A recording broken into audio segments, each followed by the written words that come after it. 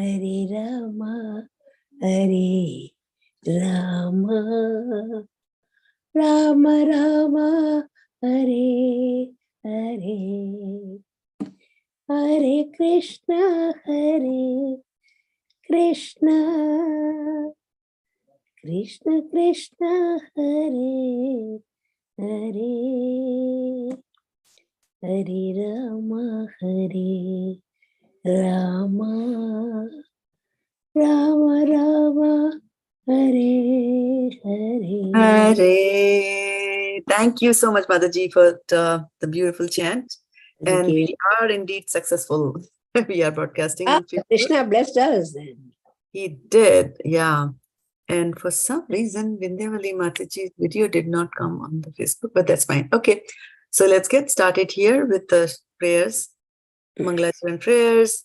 Om Ajnana-timirandhasya Jnana-janashalakaya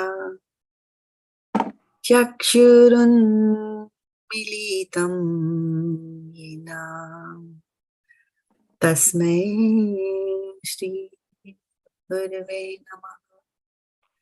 Shri Chaitanya Manobhishtam Sthapitam Yena Bhutale Swayam Rupa Kadamahyam Dadati Swapadantikam Vandeham Sri Guru Shri Yutapat Kamalam Shri Gurun Vaishnavamsa Shri Rupam Sagrajatam Sahganam Raghunatanvitam Tam Sajivam Sadvaitam Savadhutam Parjana Sahitam Krishna Chaitanya Devam Shri Radha Krishna Padan Sahagana Lalita Shri Vishakhanvitamscha He Krishna Karuna Sindhu Dinabandho Jagatpate Gopesha Gopika Kanta Radha Kanta Namastute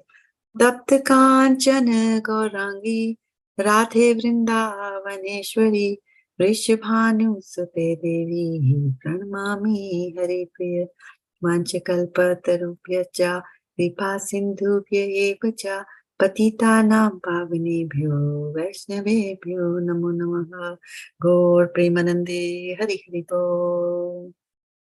Hare Krishna Mataji. Hare Krishna, Varsana Mataji. And I see Preeti Mataji is also joining us. And we have a new person on our call today, and her name is Madhava Sangini Dasi. Do we know who she is? Madhava Sangini Dasi Mataji. Can you? Meera Mataji. There is no Meera Mataji now. Hari Bol. There is no Meera Mataji now. We only know Madhav Sangini. So that was one incarnated in the new incarnation. And then, of course, we have Lakshmi Mataji here today, joining us from Fremont for the first time. Lakshmi Pasupati Mataji. So much.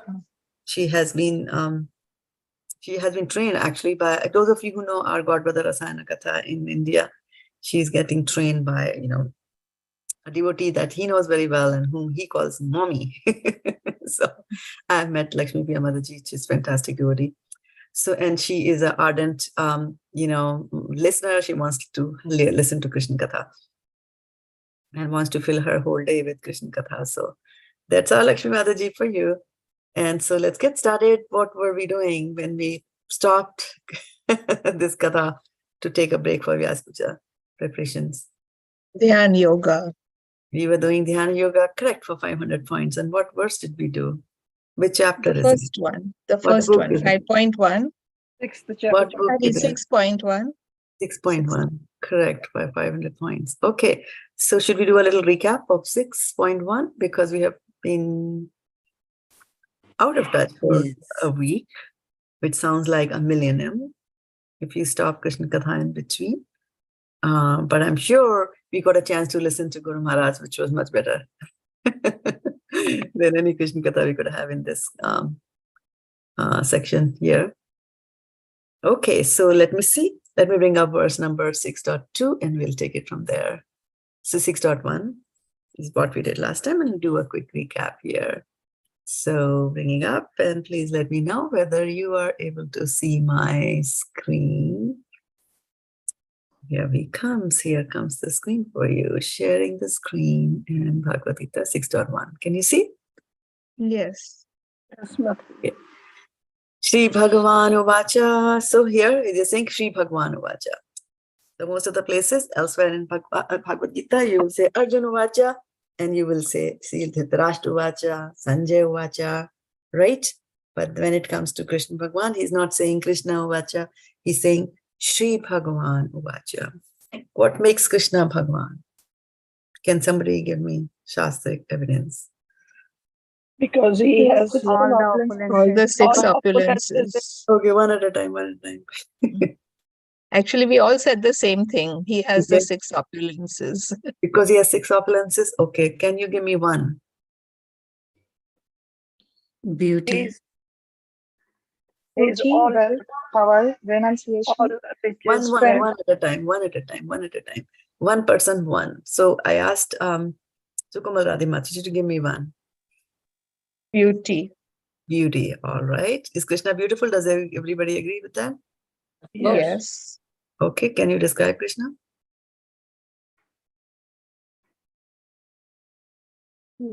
Very attractive. Describe Krishna? Ishvara Parama Krishna. Okay, so when Ishvara Parama Krishna is, if that is what we are quoting, so Ishwar means what? God. In Sanskrit, what does Ishwar mean? Controller. Controller. Who said that? Lakshmi. Lakshmi Mataji for 500 points, right? So Ishvara means controller. So Ishvara Parama means the Param controller, the highest controller, right? Now, okay, so let's keep Krishna aside for a little while. Tell me of some controllers in your life. Mobile. That was an out-of-the-box answer, but I'll take it. Okay, tell me. You guys live a very nice life. You can't think of a controller immediately. My child. Your child, okay. The else? mind. The mind Your- controls you. Child Your controls you. father, Right. mother, brother, Father, mother. parent. Father, mother, and parents are same. Women say, Mataji, Husband. sometimes Responsibilities. our desires also control us. Sometimes the desire controllers or all the time? All the time. All the all time. the time. All the time. Okay, yeah. So do we find these controllers beautiful? No, Mataji, the one who controls us, we don't find him beautiful. Only Him. Krishna is beautiful. Right? So in the form of Krishna, if you look at Krishna in the form of a controller, the immediate rasa, or the immediate reaction or the feeling that will come to your mind will be awe, reverence, and maybe fear also to a certain extent, right? You might not admire the beauty, even though they might be beautiful, because they're in that role, right? Like that. And so Ishvara Paramakrishna might not be the apt way to say. Aishwaryasya samagrasya vidyasya yashoshriyah jnana vairagya yashoshriyah sannam bhaga itingana. Yeah, but what makes it, how does this verse support that Krishna is beautiful? I'm saying, give me a verse where Krishna is described as beautiful. His flute is beautiful. His what is that? His because he has all these six opulences. Nobody has like this. No, we are not talking about 6 opulences. We are talking about beauty, one. And the question, before you answer, is the way he verse from the scripture. Listen to the question first. Give me some verse from the scripture which tells you about Krishna's beauty. Is there any verse? yeah. Which one is that? Beauty, beauty. There is one, I'm not sure if it is, but in the first canto of Srimad Bhagavatam, Okay, where does it say? Namaha Pankaja Nabhaya. Okay, That's that's a very good describing citation. all. Yeah. Okay, so Namaha Pankaja Nabhaya, Namaha Pankaja Mali, Namaha Pankaja Netraya, Namaste Pankaja Angraye. okay, So so now explain what is so beautiful about this. How it is describing So Krishna's beauty. the Pankaja Nabhaya means it's like first he's describing the abdomen, which is like a lotus flower, and the navel is like a lotus flower, and then he's always decorated with lotus with garlands. His glance is also very very nice as a lotus, and his feet, everything is engraved with flowers, and so. I So don't know if because that describes his beauty or not. right, and it's a very common way of describing using lotus to describe beauty, right? Mhm.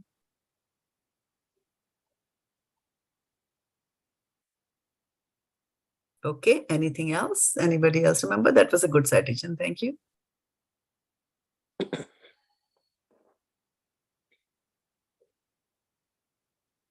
Who else do you think would be describing his beauty? Kunti Maharani. Kunti Maharani described right now, just now, Yeah. right? This one was by Kunti Maharani. Yeah. Mm-hmm. What else? Who else do you think? So mother is describing the beauty. Brahma. Brahma will describe his beauty. Okay, tell us. How does Brahma describe? You are right. You're almost there, but tell me how. Where? The first, the Brahma Samhita. Which is the first? Which is the verse in Brahma Samhita? Yeah, right. Brahma Samhita. Ishvara Ishvara Parama Krishna. That we already said. Ananda Ishvara Vigraha. Parama Krishna, but just now you said you don't like Satchidananda. controllers, right? You don't find controllers beautiful. Yeah. How Satchidananda can that verse be? Yeah. Satchidanand Nigra, so he's Satchit Anand. Where is the beauty? always smiles, you know. Where is that smiling? How does Satchidanand convey that he is smiling? Is it? Wait a minute, Shada Anandamaya means always. eternal, blissful, spiritual. He's happy. Okay. Yes. So are tyrants, are ugly people not happy? Mataji, eternal, he has That is eternal supported with the right verse, huh? blissful body, spiritual That body. doesn't say it. Bliss Yeah. doesn't mean, bliss doesn't equate to beauty, right? Some of the ugliest of people could be very, very happy. And Lakshmi Mataji is raising hand, which is a very good protocol. Go ahead. Hare Krishna Mataji, in Damodarashtakam, Muhushchumbitam Bimbaratadaram me. His lips are like bimba fruits, and Yashodama is giving kisses. Yeah. And Right. So as a mother, Kunti as an aunt is describing the beauty. So look at that. You have to listen to the question that has a clue, or at least has a direction that you should go searching for the verse. Look at who are the people who would be impressed by his beauty. Mother. Mother. Who And else? Radharani. Okay, so does Radharani say any verses? Gopis. Gopis. Okay. Where would you find gopis in Srimad Bhagavatam describing? Yeah, in the same, in the Gopi Geet, yeah. In the Gopi Geet, yeah. Okay, which canto is Gopi Geet? 10th canto, 32nd. 10th. Third canto, and you were almost there. It is 31. Right? So 10th canto, chapter number 31. Where does this describe? Should we open up 10th canto, chapter 31? Should we do that? Yes, Mataji. All right, you want to go over the Gopi Geets? Okay, let's see. Coming up, chapter number 31 from Srimad Bhagavatam. Okay. Okay, now tell me which one is telling about his beauty. Is text 2? Yes, text 2. Lord of love, in beauty your glance excel the whole world of the finest, most perfectly formed lotus within the autumn pond. Oh, bestower of benedictions, you are killing the maidservants who have given themselves to you freely without any price. Isn't this murder? Right. Okay. So one opulence, we caught hold of that. So going back, Sri Bhagavan Uvacha, we were saying that, right? So one opulence, so Kumalrati Mataji told us, beauty. What is his other opulence? Fame. This is all riches. Riches. Okay. So how do you show that Krishna is rich? Give me a verse that supports that Krishna is rich. Varshana Mataji, you should know this verse because it's your favorite. 10.8. Say it, Rashana Mataji, 10.8.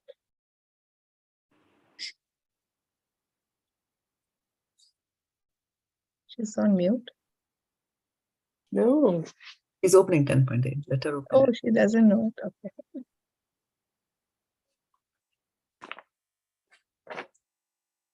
She knows it. But Hmm. Matta Smritir Jnanam Apohanam Cha. That's what is happening. Aham sarvasya prabhu. Mata Sharvam Pravartate Iti Matu Bhava.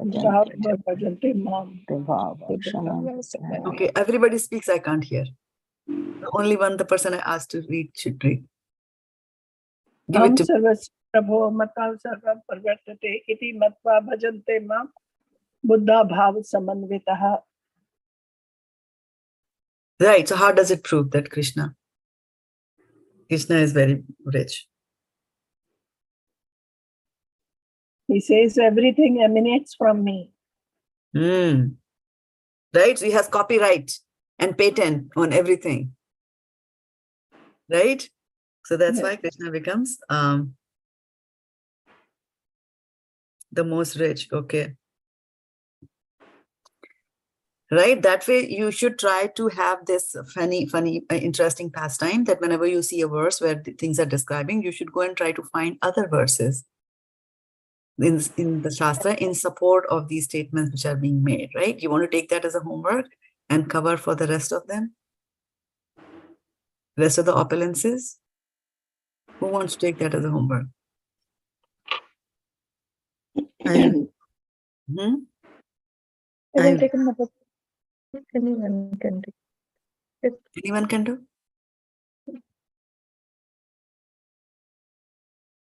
There was some piece of work which anybody could do. Everybody thought that somebody will do it. Ultimately, nobody did. Something which anybody could have done. So, don't tell me anybody can do. Lakshmi, you are raising your hand. Are you taking that as a homework? Yes, Mataji. Awesome. Okay. So next week, Lakshmi Mataji is going to come and tell us, right? And that doesn't mean that you can't do it. You can also do it, right? Okay. So let's go back to our words here. And see where we are. So we were looking at 6.1. Okay. So 6.1, we have Shri Bhagavan Uvacha Anashrita karma phalam karyam karma karoti yaha sasannyasi cha yogi cha naniragne na chakriyaha. Supreme Personality of Godhead said, one who is unattached to his fruit, to the fruits of his work, and who works as he is obligated, is in the renounced order of life, and he is a true mystic, not he who lights no fire and performs no duty. Right? So the emphasis over here was that you should be unattached to the fruits of your work. Can you tell me an example of how we get attached to our fruits of work?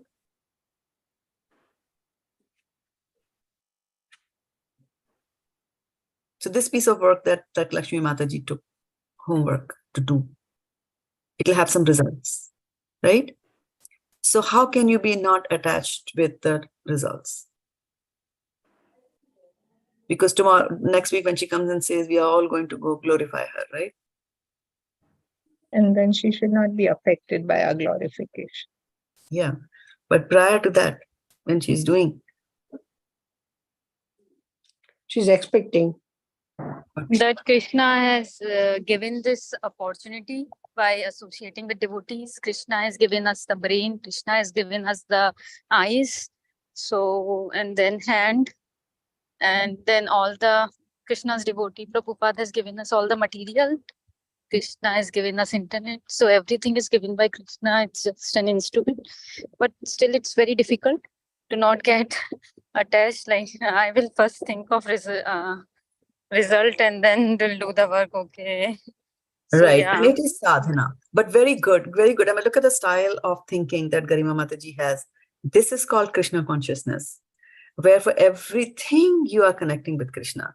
So I've got a Bhagavad-gita where I'm going to look at it. I got the Lakshmi, that Lakshmi came from Krishna. The book came from Krishna. The printing came from Krishna. My eyes came from Krishna to read it, right? And Krishna will make time for me to do this homework, right? And I came into this class and also look at this as, so how do we not get affected by the results, right? You won't get affected by the results if you're thinking that I came to this class and I'm going to come again next week. And when I share my homework in the oven, who are you glorifying on internet? Krishna. Krishna, right? So that is how you will become Krishna conscious in every act in your life. Where every act you connect that with Krishna. So if you're saying that, this is an opportunity for me to glorify, it's not an opportunity for me to glorify myself, right? Like that. In any case, I don't have many hits on my Facebook page, so don't worry about over glorification. But that is the approach, right? So Krishna is saying that, the person who is, so sometimes people think that, oh, I'm a sannyasi, I'm not supposed to do work. Do you find sannyasis, a lot of sannyasis in the temple who don't want to do work? I mean, that type of sannyasi. Do you find? No. No? In our temple, everyone is working very hard. Very hard? She comes from a nice temple. Right? Sometimes you go and say, Prabhu, Mataji, can you please help? 2 cooks were supposed to come and they haven't shown up, and prasadam has to be served at 11 o'clock. It's already 10. We barely need somebody to roll out the chapatis. And what do we tell them? I'm chanting. I'm chanting. and then, minute later, you find them, they're not chanting, they're talking to somebody, and they have hand in the beat, they are having, conversational japa. That's what it is called. Right? So what this verse is particularly saying is, it's not that you don't do your work. You do your work. Or sometimes somebody might say that I'm a sannyasi, so I'm going to leave my family. I don't have to do anything. There's wife, there are children, they are young. I'm going to leave because I'm a sannyasi. So Krishna there is saying that, no, that such a person is not a sannyasi. The real sannyasi is who does his duty. You are a father. You are in the grihastha ashram. What does it mean for you to leave and go? Right? You do your duty. But do not think about the results. Do not get attached to the anashrita karma phalam. You're not dependent on the results of your action. Right? And chapter 5 was Karma Yoga. Right? It talks about that. So somebody might just jump to the conclusion that it's okay for me to keep on doing my duty, right? And actually in India, if you ask people in what message does Gita convey, what is Gita emphasizing, what is Gita teaching you to do? And so the answer will be, it teaches you how to do your duty. Yeah. Bhagavad-gita is all about doing your duty. Yes, very nice. Actually, the first word of Bhagavad-gita is dharma kshetra, so dharma. And it ends in the word yatra yogeshwar Krishna, yatra partho dhanadara, tatra shi vijaya bhutir, dhruva niti matir mama. So it starts with the word dharma and ends with the word mama. Dharma mama means mama dharma. Mama dharma means my dharma. My dharma means my duty. So Bhagavad Gita is talking to you about your duty. But the question here is to understand, what is my duty? What is your duty? Devotional To duty. serve Lord. To serve the Lord is your duty. Devotional service. right? And how you can serve your Lord can differ in so many ways, right? If a mother is spending a lot of time engaging her kids and developing her kids in Krishna consciousness, then that is, doing work for Krishna. Although it might appear she's taking care of her own children, but you have to see the intention behind the fact. Okay, so my duty can be done in so many ways, depending on the time, the place, the circumstance in your life, and which ashram you are, the duties are going to change, right? So the duties, there will be two types of duties. You'll have transcendental duties and you'll have material duties, right? Material duties, do material duties have to be done? Yes, they have to be done. Like, for example, one of your material duties is to take a shower.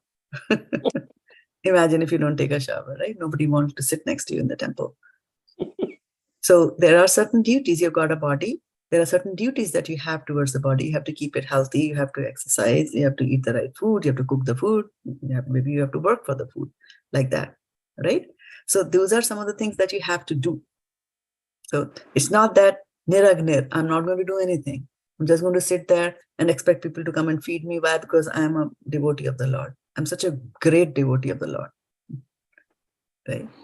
And what Prabhupada said, that you are nothing great. You are the greatest nothing. So we should not use the word great around us. Okay, so that in a gist was verse number 6 of the chapter 6, verse number 1. And now let's look at verse number 2.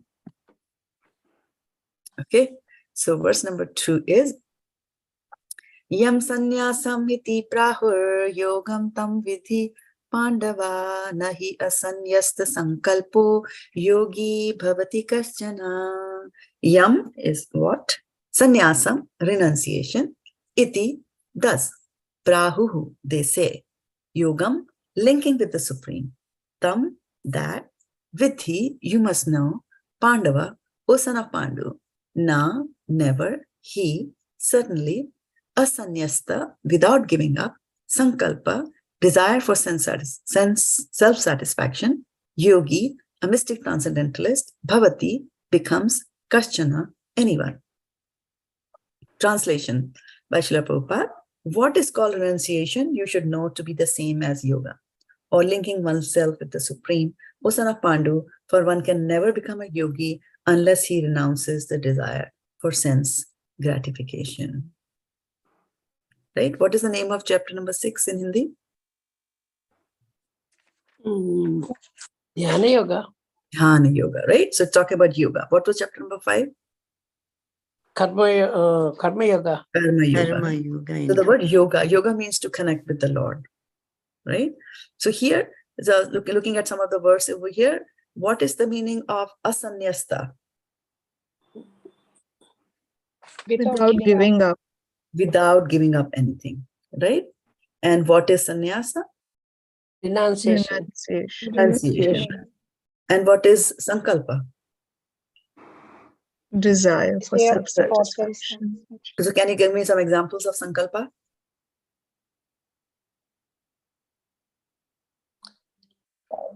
My saṅkalpa to come to Gita class every Friday. I want to attend the class.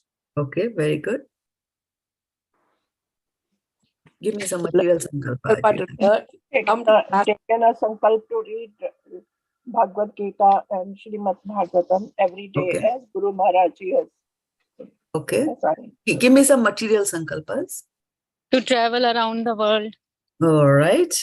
That's one saṅkalpa, right? So if you travel around the world. Sweet. Sweet.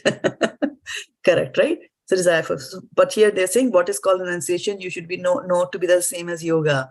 So basically what he's saying is that when you give up something, it is the same as getting connected to the Lord. How do you give up something?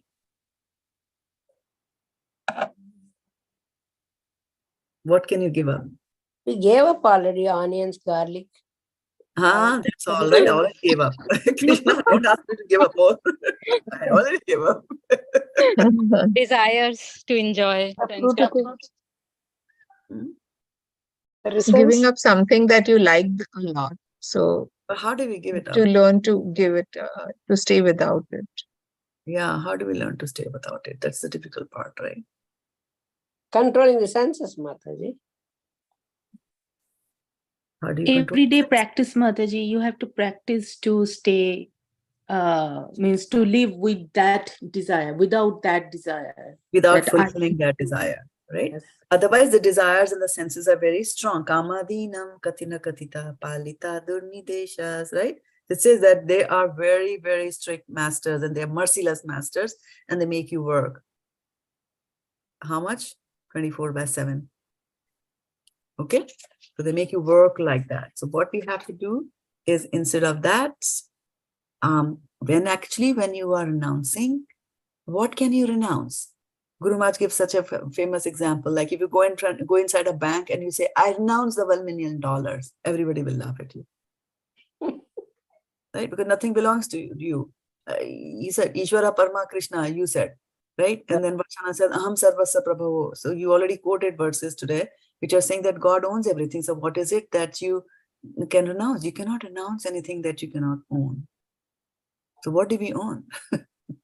What do we own in this world? Tell me. Actually, we own nothing. Nothing, including our body, we don't want. Okay. But what about your desires? Who owns them? The government? Your spiritual master? Your parents? We Nobody own wants. our desires.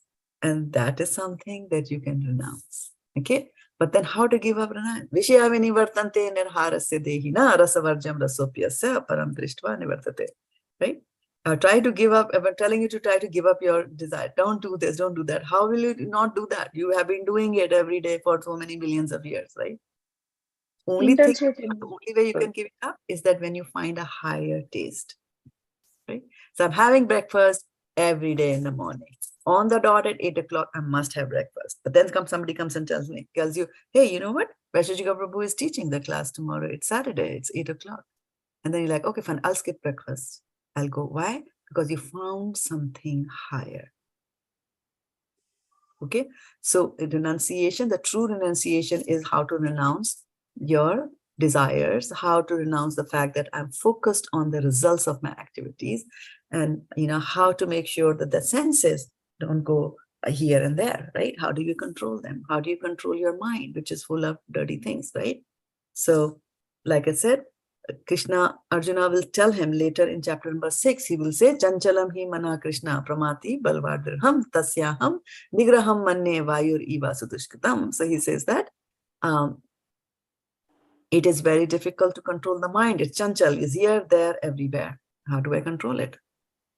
Right? And so, for example, this was an example that I had taken last time, and which was that if I have a cup and the cup is full of air, and I tell you that, remove all the air out of this cup. How can you remove it? You take a spoon and take it out. You upturn the cup and try to take it out, right? What do you do? How to remove the air from the cup without breaking the cup, right? The only way that you can do is to force the air out of the cup. How will you force the air out of the cup? By pour some milk into it. That's simple, right? Okay, so when it comes with the same is with the desires. Now you think of the cup as full of black colored desires or some color desires, green or orange.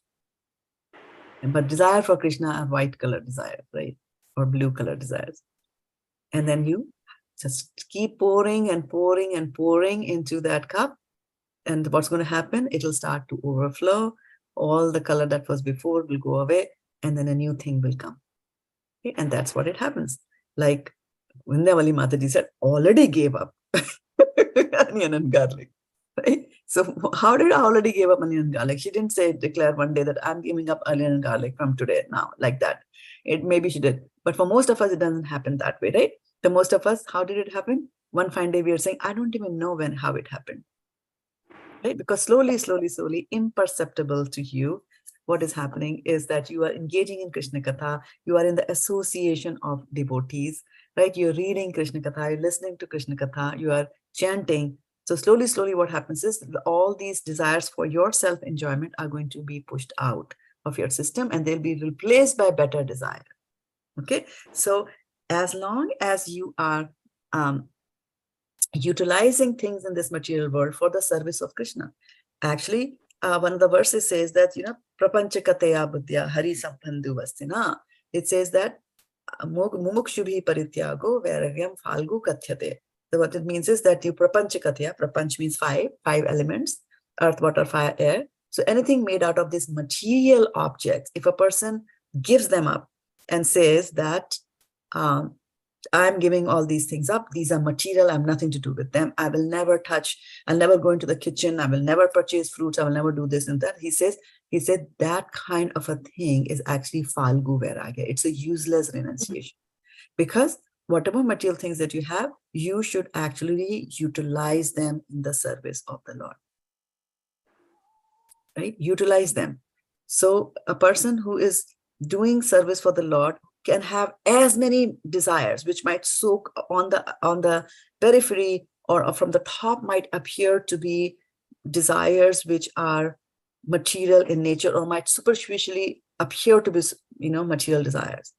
Like Prabhupada was always thinking about Lakshmi. How do I, get Lakshmi? So, and all the time we are saying, like, don't dabble with Lakshmi. Don't try to make more Lakshmi.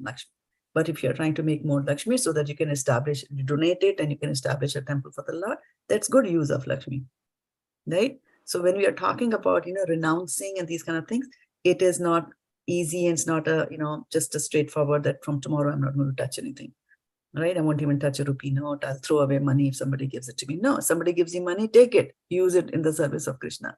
There's so much that can be done. There's so many projects that require Lakshmi there for us, right? Mataji, I gave up one fruit and one vegetable when I went to Banaras, Mataji. Very nice. I never touched. Very nice. So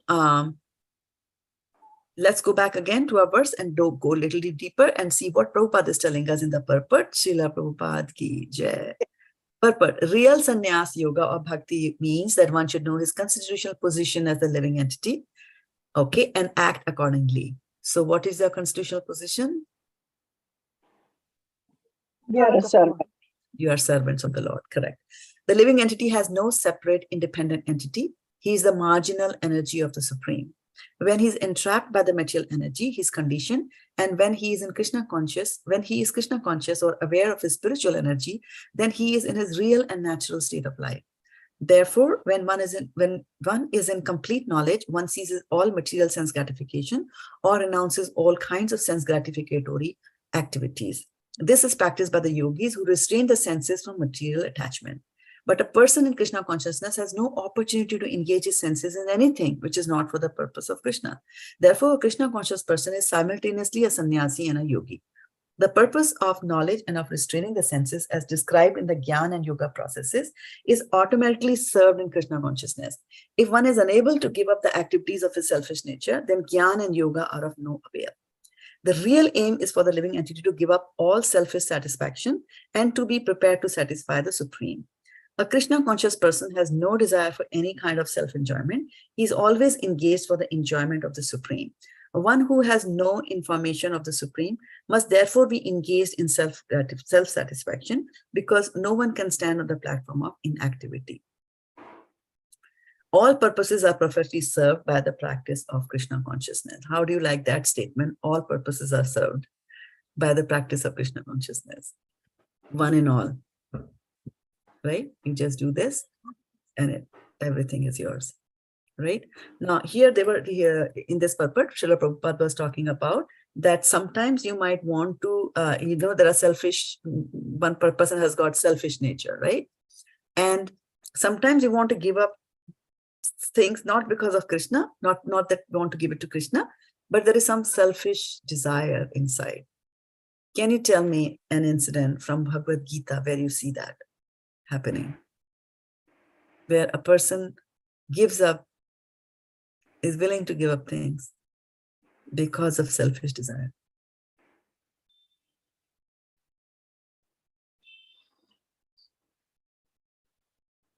Okay, how many people are there in Bhagavad-gita? Arjuna will tell them. Arjuna said, I will renounce everything and I'll go to the forest and beg and live. But I don't want to fight because I cannot kill my relatives, brothers, and everybody. Right. So where was the enjoyment there? No, he was. There was no enjoyment. He wanted to renounce everything and go away. Enjoyment was in the kingdom. If he fights, he might win, and and he may. I mean, he will own the kingdom. So there was enjoyment, but then he decided. He said, "No, I cannot raise all the shastras, all the weapons against my relatives." So he was renouncing everything and planned to. But if you're renouncing everything because you don't want to kill your relatives, then it is not that you're renouncing something because of your desire to enjoy.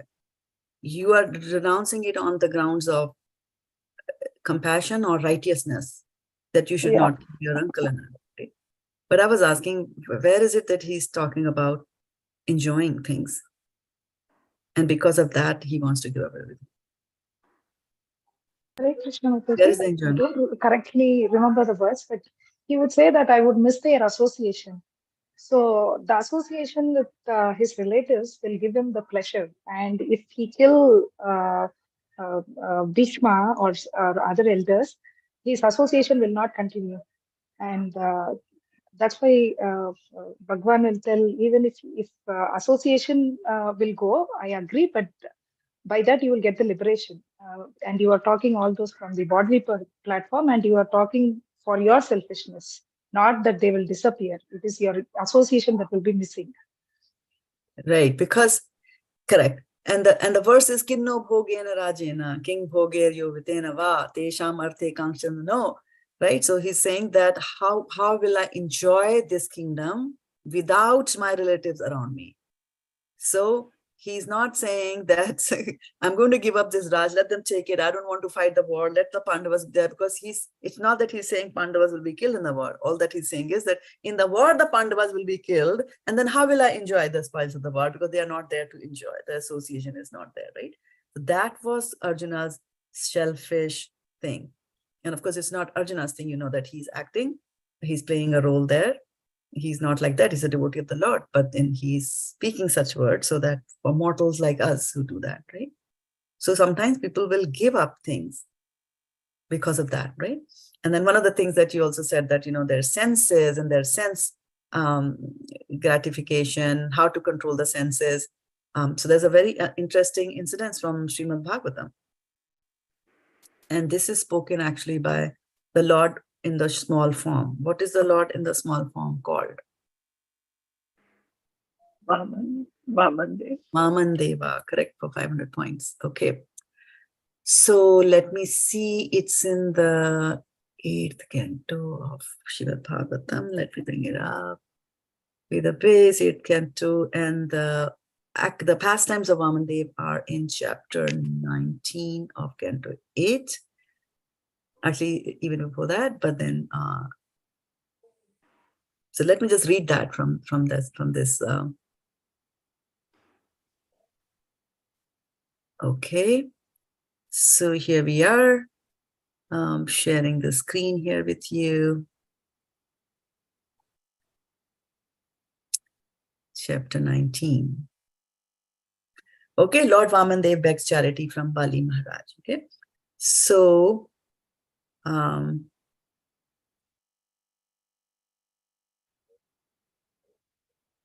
just read the relevant verses. So Bali Maharaj is how is Bali Maharaj related to some other exalted personality in the Bhagavatam? What is that, Mataji? Prahlad Maharaj grandson. Prahlad Maharaj's grandson, right? Okay. So he's Prahlad Maharaj's grandson, Bali Maharaj. And Bali Maharaj had fought with the demigods and he had conquered the demigods. So now Bali Maharaj is ruling over all the 3 planetary systems, lower, middle, and upper planetary systems. And the demigods are, in a very bad situation. They're unhappy. So they go and beg the Lord to save them. And then Lord comes in the form of Vamandev. Who are the parents of Vamandev? Kashyapa Muni, Aditi. Who is that? Who is it? Kashyapa Muni, Aditi. Kashyap Muni and Aditi, correct, right? So he's the son of Kashyap Muni and Aditi. And so he's come there, and Bali Maharaj is having a yagya, and he's giving away things to everybody. Anybody and everybody who's come there, he's there, right? So let's see.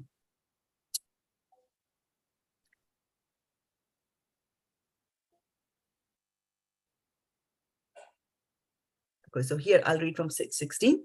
O king of the Daityas, so that's Daitya. Daityas are, whose son are Daityas, are called Daityas? Mataji, Diti's. Diti's sons, correct, right? The Diti's sons are called Daityas. And so, O king of the Daityas, from your majesty, who come from such a loyal family and who are able to give charity munificently, I ask for only 3 paces of land to the measurement of my steps. So he's a small child, and how much big will his step be? So he's asking only for 3 pieces of land. O king, controller of the entire universe, although you are very munificent and are able to give me as much land as I want, I do not want anything from you that is unnecessary. If a learned Brahmana takes charity from others only according to his needs, he does not become entangled in sinful activities. Bali Maharaj said, O son of a Brahmana, the instructions are as good as those of learned and elderly persons. Nonetheless, you are a boy, and your intelligence is insufficient. Thus, you are not very prudent in regard to your self-interest. I am able to give you an entire island because I am the proprietor of the 3 divisions of this universe. You have come to take something from me and have pleased me by your sweet words, but you're asking only 3 paces of land. Therefore, you're not very intelligent. O small boy, one who approaches me to beg something should not have to ask anything more anywhere. Therefore, if you wish, you may ask from me as much land as will suffice to maintain you according to your needs.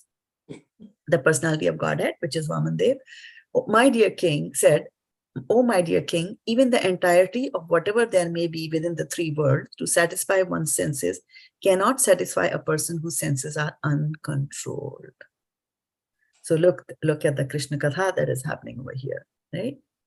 Even the entirety of whatever there may be within the 3 worlds to satisfy one's senses cannot satisfy a person whose senses are uncontrolled.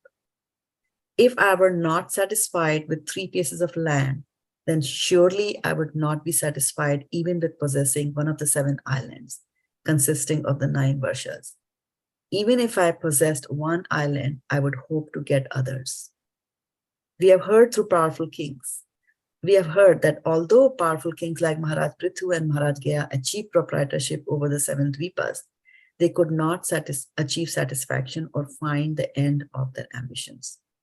One should be satisfied with whatever he achieves by his previous destiny, for discontent can never bring happiness. A person who is not self-controlled will not be happy even with possessing the 3 worlds. Material existence causes discontent in regard to fulfilling one's lusty desires and achieving more and more money. This is the cause of the continuation of material life, which is full of repeated birth and death. But one who is satisfied by that which is obtained by destiny is fit for liberation from this material existence. A Brahmana who is satisfied with whatever is providentially obtained is increasingly enlightened with spiritual power, but the spiritual potency of a dissatisfied Brahmana decreases as fire diminishes the potency when water is sprinkled upon me. Therefore, O king, from you, the best of those who give charity, I ask only 3 paces of land. By such a gift, I shall be very pleased, for the way of happiness is to be fully satisfied to receive that which is absolutely needed. Sukadeva Goswami continued, when the Supreme Personality of Godhead had thus spoken to Bali Maharaj, Bali smiled and told him, all right, take whatever you like. To confirm his promise, he gave Vamandev the desired land. He then took up his water pot. I mean, that's cute little Kamandalu there. So I'll stop over here and I'll take reflections on this nice discourse by Lord Vamandev. What are your thoughts on that? What did you hear? from Vamandev. Hare Krishna, Mataji. Mataji, Vamandev is saying that discontent never leads to happiness, which is actually a reality. We see that, we hear that, some people go to other people's houses and then they come back very dissatisfied and in a very mourning state, that our house, is not as good as that person's house. We keep hearing these things sometimes. Correct. Or mothers also sometimes compare their children with other kids, saying that this child can swim the whole lap, why can't you swim, Correct. Yeah. Correct. Yeah. So satisfaction is very, very important. And said you will never find happiness. And that's what they say, like the moment somebody says, you take $1 million and we're very happy, and then we mentally start spending it. And it goes very fast, $1 million. And then it was like, I don't know why this person didn't give me 2. Even if we give you $2 million, it'll be done. Why didn't they not give me 4? And that is the that is the bad part of the material world, is that, it's like fire. The desires are like fire, and the more you pour, the more the fire will increase in size.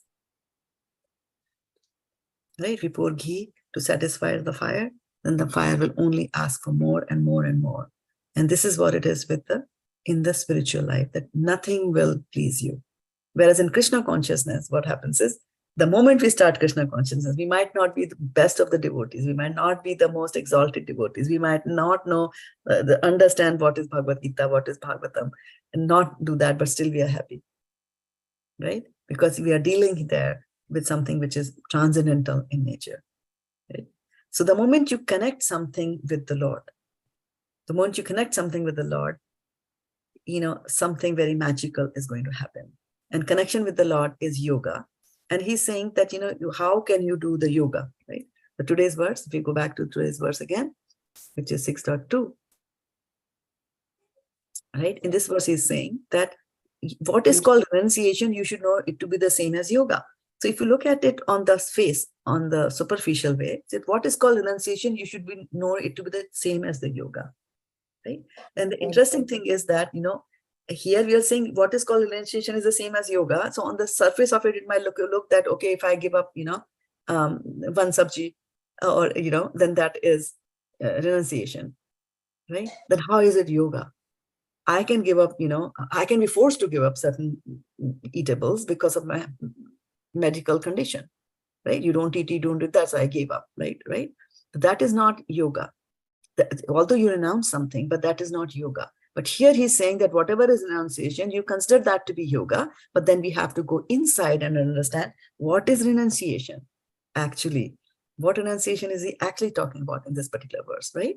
So what he's saying is that instead of renouncing things, right, what you have to renounce is the desire for sense gratification.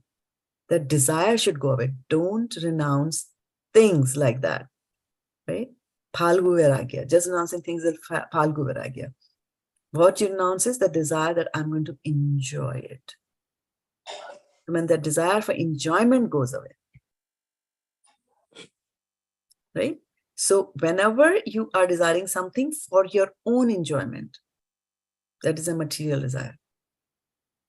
Whenever you're desiring something for Krishna's enjoyment, Atmendriya Priti, Krishnendriya Priti. So whenever you are doing something to make Krishna happy, then it doesn't matter. You could be dabbling with in the material world also. After all, this material energy is also an energy of Krishna. And in the Bhagavatam, the Chaturshloki Bhagavatam, say, Ritay Ratam Yat Pratyeta Na Pratyeta Chatmani. So what basically that verse is telling you is that this material energy is also coming to Krishna. So what exactly is Maya? What should I understand is Maya, right? So anything that is not connected with Krishna is Maya. And not that anything made of this material 5 elements is Maya, right? Because the moment you take those 5 material elements, anything made out of Prithvi, Jal, Tej, Vayu, Akash, like that, earth, water, fire, air, ether, as long as you take that and you utilize that in the service of the Lord, it no longer remains material. It immediately becomes transcendental, right? So the only thing which is not transcendental is something that you're reserving for your own gratification, right? Like, for example, for so many years, I would cook the tastiest of the dishes or go to places that serve tastiest of the dishes, and they were for my satisfaction. They were for me. I want to enjoy. It's Saturday, it's Friday night. I want to enjoy. I want to eat this. I want to eat that, right? But the moment you say, I'm going to cook this for Krishna, same thing, ice cream. I'm going to make it for Krishna. Puri, sabzi, I'm going to make it for Krishna. Krishna likes it. I'm going to first offer it to Krishna. Then only I'm going to eat. Well, that itself is good sense control. Because while Krishna is eating, you cannot eat, right? So slowly, he's saying is that, these two things come together and they go hand by hand. When you start doing yoga, which is devotional service, when you start doing that devotional service, and devotional service can happen in many ways, shapes and forms, Jnana yoga, Dhyan yoga, Karma yoga, Bhakti yoga, so many ways you can do that. So when you're doing that, when you start engaging in the devotional service, the renunciation will automatically happen. Automatically, you will give up the desire for your senses. And in this particular verse, he's saying that is where he's emphasizing, right? So what he's doing is the two very starkly opposite things. One is renunciation and one is connecting with the Lord. He's connecting them together and he's saying they're one and the same. But there is a deep-rooted thing inside, right? Actually, in chapter 5 of the Bhagavad-gita, also Krishna does this kind of a comparison of the opposites. And let me bring that up here really quickly. So 5th chapter Bhagavad-gita, right in the beginning, and when I bring up that verse, you will appreciate that we did do that a few months ago. And that is here. So here also, let me start sharing the screen here with you. It says, Sankhya Yoga Prathakpala Pravadanti Na Panditaha Ekam Apyastitha Samyak Ubayor Vindate Phalam. So he's saying only the ignorant, Balaha, only the ignorant speak of the devotional service as being different from the analytical study of the material world, Sankhya. Those who are actually learned says that one who applies himself well to one of these paths achieves the results of both. So whether you're doing Bhakti Yoga, as we are all doing, or whether you're doing Sankhya Yoga, which is where you're analyzing this material world, Krishna is saying that both the paths are good because they lead to the same result. And how the two lead to the same result is that not that by doing Sankhya Yoga, you go and meet Krishna, and then by doing Bhakti Yoga, you go and meet Krishna. It doesn't happen that way, right? Bhakti Yoga, you're going to meet Krishna. From Sankhya Yoga, you're analyzing the material world. Analyze. At some point, you'll start asking that question that who is creating all this? And the moment that question comes, you then the concept of Krishna, the concept of divinity, the concept of a superior intelligence comes into your way. And then from your Sankhya Yoga, you will come and join the path of Bhakti Yoga. And then ultimately you'll reach the same destination like that, right? So similarly here also, in a different sense, what he's saying is that when you are doing Bhakti Yoga, when you are connecting to Krishna, then along the way, renunciation is automatically going to happen. So renunciation and Krishna consciousness, they are coming, both of them are coming as the one and the same thing over here. Okay, so we are on the top of the hour. I'll stop here and take reflections, any questions or anything that you took from this class today. If you took nothing, then your money back.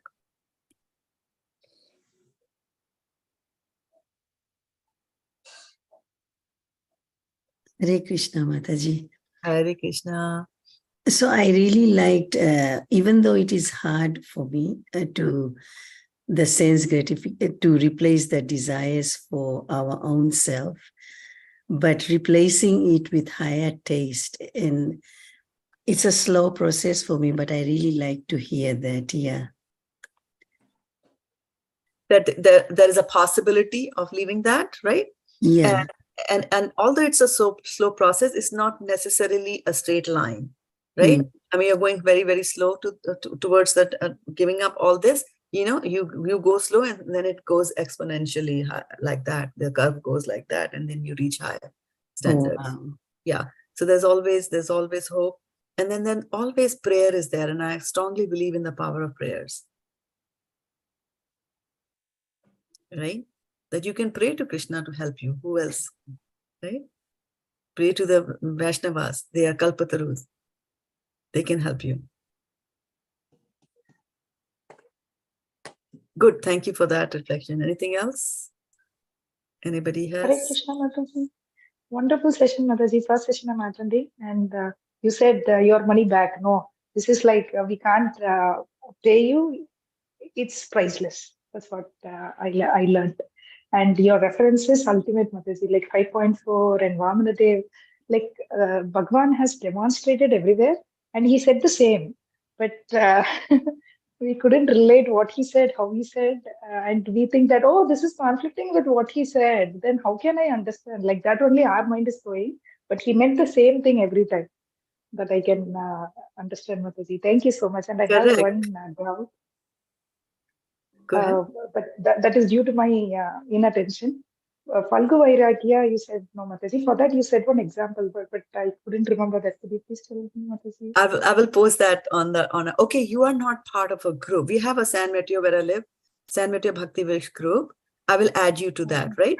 And then I'll post it there for the benefit of everybody. Prapanchakataya buddhya hari sambandhi vasana mokshibhi parityago vairagyam phalgu kathyate. So what it is saying, prapanchakataya, from things made from these 5 elements, prapanchakataya buddhya hari sambandhi vasana. So if somebody has this type of buddhi or this type of thinking process, that these 5 things made up of 5 elements, which could have been used to satisfy the Lord or for the purpose of the Lord, which could have been utilized, but he gives up thinking this is material, then that side of a renunciation is phalgu or useless renunciation. Okay, Mataji. Thank you so much, Mataji. Hare Krishna. Correct. And in Krishna consciousness, we don't renounce anything and not even food, right? Oh. Actually, we enjoy prasadam as the We remnant. engage everything. Yeah. Wonderful process. Hare Krishna, Mataji. Very good. Yeah, very good participation, Lakshmi Mataji. But please, yeah, good to have you. Garima, as usual, with your fantastic ideas. So Mataji, I was really amazed by Bali Maharaj statements that who will come, what are you asking for? 3 steps of land? Whoever comes to me will never have to beg again. So yeah, it was like he doesn't know what is coming next. So I feel like that is my thing. Like we get so much attached to our things, and little bit proud also comes. Yeah, and then we don't know next moment what will happen. We are so tinny. Like what happened with Bali Maharaj is like nobody can imagine. So yeah, that is. And then uncontrolled senses will never give happiness. That is also my takeaway, because we are all want happiness, and that is a sutra, that uncontrolled senses. So yeah. Correct, uncontrolled senses. And then first of all is to know that it is my senses who are dictating me and it's not me. First is to make that distinction, right? And then the second one, about the uncontrolled senses is, how do I get rid of this nagging demand? And then that is, you always say procrastinate. Procrastinate, exactly. Yeah. So yeah. Exactly. And be very watchful. We have to be very watchful. And that is what, mindfulness classes and seminars, and a lot of people do that mindfulness, because we do things mindlessly as a matter of habit. Once I went to one of these camps where they were teaching meditation. My neighbor was going, so she took me and so went there. And so the teacher over there said she had raisins, right? And she asked each one of us to take 6 raisins in their hands. And so we took and we waited. And then she said, okay, take 1 raisin in your hand and put it in your mouth. And then one of the students raised their hand. She said, what? She said, I already ate the raisins. Because the habit is there, right? Anything eatable comes in the hand. It's there in the hand. So she gave it mindlessness, not being mindful. Something just came into the man by habit. You just goes inside, right? The teacher is saying, I've given you raisins, hold them till the next instant, nothing, right? So we have to be mindful of what is happening.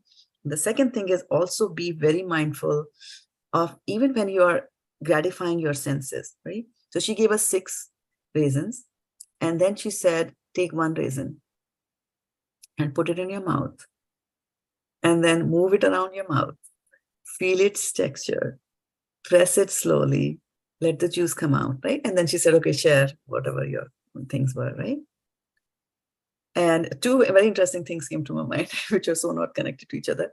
The first thing for me was, oh my goodness, I did not know that one raisin can give you so much sweetness. Just one raisin.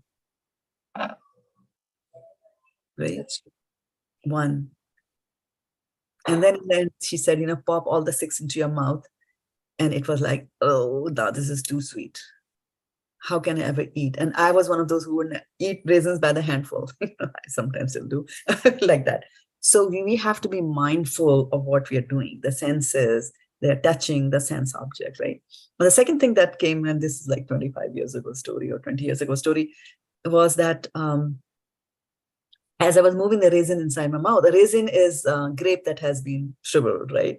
So that shriveled feeling was when she said, move it around your mouth and feel how it feels, like, see how it feels or sense how it feels. And to me, it was like, oh, this is so, it feels very wrinkled and so old. And then the thought came that, oh, old age comes to us also like that, which is a very good thing. Because birth, death, old age, and disease, they come unannounced and they won't leave. Once old age comes, it comes, right? You have no control. The white hair will appear, it'll appear, Then we can fight to diet and all that kind of stuff, right? Yeah, so uncontrolled senses, but we can control them. Bali Maharaj, Dhruv Maharaj controlled his senses, right? And giving up everything for the Lord. After all, when Bali Maharaj was seeing all that things, I did not read those sections of the Bhagavatam, but his spiritual master comes and says, oh no, this is the Supreme Personality of Godhead. He's asked for 3 steps. You have got 3 kingdoms, upper, lower, and middle. He'll put his step and he'll take it. He's saying that he'll take it. And then he says, fine. If he's asking, I'll give it to him. Right? Extreme sacrifice, willing to give it. This was the greatness of Bali Maharaj, you see. Yeah. And he had said that in one step he will go from here. We are in the lower planetary system. That's where Bali was. One leg he will go to the middle. Second step he'll take it to the higher planetary system. And then where will he put the third step? His spiritual master told him that like that. He's not a spiritual master in that sense, but more like a material master guiding him in politics and the worldly things of the life. And that's when Bali Maharaj finally, what he did. Atma Nivedanam. He surrendered and gave his head to the Lord to put his third foot on it. Right? So these are amazing, amazing stories. And as we go into and start applying these instructions in our life, very simple thing, 4 regulative principles, sense control, and things like that. That's when we, and the struggles that we face in trying to do that, that's when we go back and read these Srimad Bhagavatam stories, and then we admire these people so much. Dhruv Maharaj, right? Only eating berries first month, only eating leaves the next month, only drinking water the third month, only, and then that was also one day, every 3rd day, every 6th day, every 9th day, like that. Stop breathing in the end. These are extreme people. And their examples in their lives in Srimad Bhagavatam are actually telling us that it is possible to do it. It is possible to do that. They could do it. They are also Jiva souls, right? And then in today's purport, we were reading also that Prabhupada said that the living soul is marginal energy. Marginal energy. The Lord means you are on the margin. Like how on a piece of paper, there's a margin that separates that this is the end of the book, and beyond the book, there's something else. But we are on the margin. Sometimes we'll be inside and sometimes we'll be outside. Sometimes we'll be in the spiritual world, but we have a tendency to get sucked into the material world also. Like that, right? And that's what we need to practice. It's a suitable practice and it's easy to practice it in association of devotees, right? So what are the 5 potent items of devotional service? 5 top potent items that you should do in devotional service. 1 is very obvious. Chanting, correct, for 500 points. Reading 2, Bhagavatam. reading Bhagavatam, correct. Read Bhagavad-gita. Mataji, Mathura was Guru's instructions. Matravas or living in the Shraddha-ji. dham. Yeah, living in the Taking dham. prasad. Well, that's not one of the Shraddha-ji. 5. It is somewhere there in the 64, but not in the 5. About 5 Guru, potent atoms. So you said one was chanting, one was Srimad Bhagavatam, one Guru's reciting in a holy place, holy dham, associating with Shraddha-ji. devotees. associating with devotees, correct? And then one more, Deity worship. deity worship, right? So these are the 5 that you should do. So association of devotees is very, very important. That Vritasura, when he dies, right? When he dies, he's singing this verse from the Srimad Bhagavatam. Aham harer tav pade kamula dasanudaso bhavitasmi bhuya manasmareta shupatir gunamste ginitava karma karoti kayaha. So he's just saying that when I die and then when I'm born again, what I want is dasanudaso, that I become a servant of the servant, of whom? Those people who are always praising you, right? And in that process, let me use my grinita vak karma karoti vaya, my body, my speech, right? And all my activities. Let me dedicate to you, Lord, by serving these servants of the servants of the servants who glorify you, like that, right? So that should be our mood in life. And that mood is going to keep you happy. Mostly what happens is we don't want to serve the servants of the servants. We want to serve Krishna directly, right? And there is competition. And so when there is competition and if you lose, then there is unhappiness. But if you think that my aim in life and my job in life is to serve das, billion times removed, then even if you help somebody in the temple, you'll be very happy. A newcomer in the temple who doesn't have an exalted position in the temple yet, you will serve that person, bring some prasad for them, bring some water for them, even if you do that, that is dasanudaso. Because anybody who comes to the temple is a devotee of some sort, right? Engages in that. Varshana Mataji, you were thinking something, of saying something? No, I was just thinking of Falgu Vairagya Mataji. Just thinking of that, you see. Sometimes we feel that we have done this, but it is Falgu. That's no meaning. It can be used in the service of Krishna. Yeah. Hare Krishna, Mataji, I want to say something. This is, Mataji, this thing that you mentioned that, taking out verses from Srimad Bhagavatam or from Bhagavad-gita, if you could elaborate, like you said, on beauty, if one can take out verses. I don't know how to do that. Reading, how you do that? Interesting question. Different people come to the temple and they see different things, right? For example, it could be a devotee Prabhu who wants a devotee wife. Now, where will you get a devotee wife, right? In the temple. You won't find a devotee wife in the pub, right? So that person comes to the temple, right? Somebody who does deity work, dressing of the deities, that person comes to the temple, okay? Somebody who sweeps the temple, that person comes to the temple. Somebody who gives the lecture, who's going to give the lecture, comes into the temple, right? And somebody who comes to the temple to have prasadam comes to the temple, okay? All of them enter into the temple. What will they see first? deities. According to their desires, they will see Mataji. Correct, for 1000 points. According to the desires, they will see.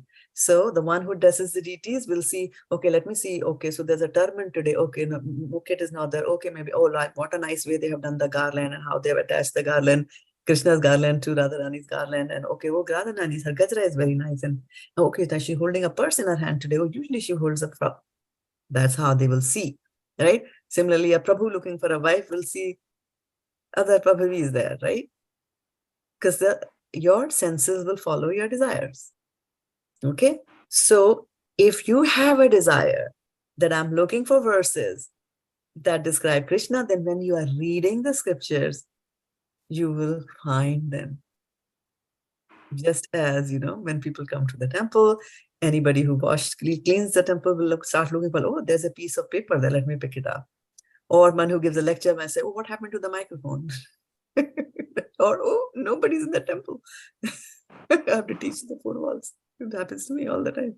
So that is what it is. Like if you have your desires tuned towards Krishna, tuned towards that, it'll automatically happen. And once you create that desire, then automatically, Krishna will connect through being the super soul. He will connect, and plant that desire into somebody's heart. Like tomorrow when you go for some lecture, there will be somebody quoting something on how Krishna was so powerful. It will happen. That's the beauty of devotional service. When you desire something from Krishna, it comes. Can't be said for material life, that all our desires are not necessarily fulfilled in this life. Mataji, the prerequisite that we can do is basically read the Bhagavad-gita like Guru Maharaj says, read all the translations the way you are making us read right now. Bali Maharaj, we read at least 10 of them. So read the translations, even if one doesn't have the time to go into each and every book. Right. And one of the things that you can do if you have the book in your hand is that you pick up the Bhagavad-gita, flip it towards the end where there is an index. And in the index, you find the word anger or find the word beauty. And that will tell you in which verses the beauty is described. Right? So you will get that verse. But then how will that verse be etched in your memory, right? So suitable, you keep on touching it again and again, keep on reciting it again and again. So after all, our brain is also a muscle, right? So muscle memory. You'll remember. We remember by rote, by reading it again and again, over and over, again and again. And then just listening, it'll come. Yeah. And so these verses and understanding the transcendental literature, it comes from the mercy of the Lord, and mercy of the Lord comes from in the descending process. It comes from the Lord to you. There's nothing that, I can do and I will, because I've done this, and this, that the verses will come to me. The verses will come to me when my heart is purified. And the heart gets purified by listening to Krishna Katha. And the desire to listen to Krishna Katha comes when you serve the spiritual, when you serve the Mahatmas, right?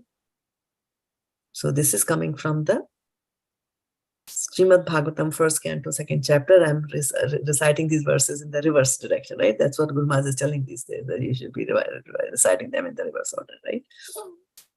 Sushusho Shraddha-dhanasya Vasudeva Katha Ruchi Syan Mehat Sevya Vipra Punya Shravana Kirtanaha Vidyate Hridaya-ghantis Chidyante Sarva Samshaya. So that was one before that, after that.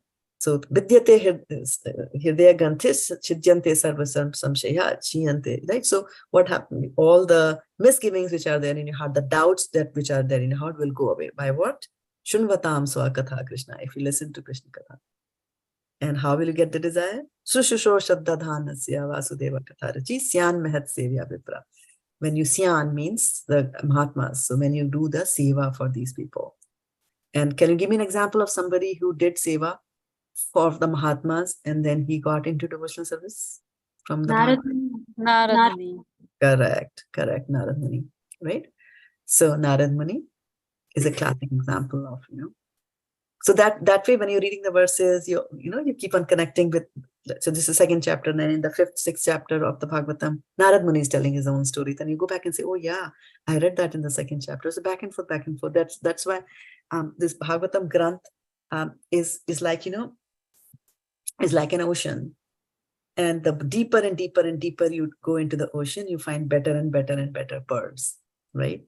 So the deeper you go into Bhagavatam, and that's why one lifetime is not enough. And when you see that there is so much of wealth and richness in the Bhagavatam, then you will stop wasting your time in any kind of idle thing, right? And you will want to use one of the aspects of devotional service, and one of the qualities of an exalted devotee is avyartha kalatum, nam gane ruchi. There are 5 or 6 which are there in the nectar of devotion. So, so one of them is that Nam Gane Ruchi wants to sing the praises of the Lord. And avyarth kalatvam, this is very important. Avyarth kalatvam does not want to waste a single moment of their life. As you can see in Srila Prabhupada's life or Bhakti Vinod Thakur's lives, right? When you look at the lives, not a single moment is wasted. They did not sit back and say, I'm going to watch YouTube or television and this is my serial, 5 to 6, I watch this because it comes, Desperate Wives comes on TV, I'm going to watch that. Nothing. We all are desperate here in this material world, better read Srimad Bhagavatam. So, avyarth kalatam. So you will also start doing the same thing, which basically means that if you are in the kitchen, you're cooking, you'll say, okay, let me utilize this time while I'm cooking. My ears are still available. Let me listen to some Krishna Katha. Let me have, there's so much available in the internet these days, right? From our ISKCON acharyas. Listen to that. So once you get into that, then the ear is listening, repeated listening, the verses will come to you. And then all along also, you have to do seva. Without seva, nothing happens. The seva is very, very important aspect of devotional service. Alrighty. Any other last things before we call it a day? It's really 7:30. Hare Krishna. Can Go I ahead, give you a quick Aarti. call after the class? You want to give me a call? Or After when would class? be convenient? Private tuition. Okay, so then on that happy note, we will call it a day here. Thank you so much for joining. And then I will be meeting you all again at 6:30 in the morning on Sunday. For those of you who can brave it, we will be learning how to recite one verse from the Srimad Bhagavad-gita. We are on chapter number 2 these days. And if possible, we'll try to memorize the verse also in that 25 minutes or so that we have. Okay. Thank you so much again for joining the call. Vanchakalpatarubhyascha kripa sindhubhyev cha patitanam pavnebhyo vaishnavebhyo namo namaha goprimanande Hari Bol. Thank you so much, dear devotees, for joining us on a Saturday evening. And thank you for those watching us on Facebook and on YouTube. And pranams.